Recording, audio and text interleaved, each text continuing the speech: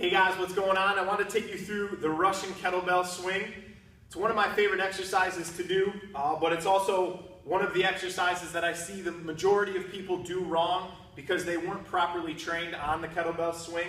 So when we're talking kettlebell swing, we're talking posterior chain. So glutes, hamstrings, back development. We're not talking quads. So the common mistake that I see on a frequent basis from some of my athletes before I get a hold of them is they have a tendency to want to squat their knees forward and bend their knees forward.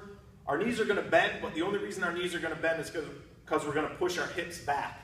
So to start, what we're going to do is we're going to set up about a foot away from our kettlebell. So we'll be about a foot back from here, my feet roughly shoulder width apart. I'm going to already have tension through my glutes, and I'm going to have my core braced like someone's going to hit me.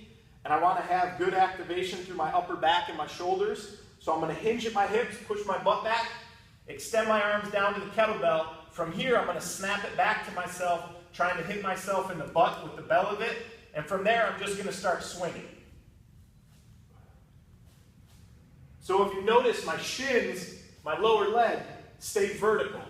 The only reason my knees are actually bending is because my butt's going back.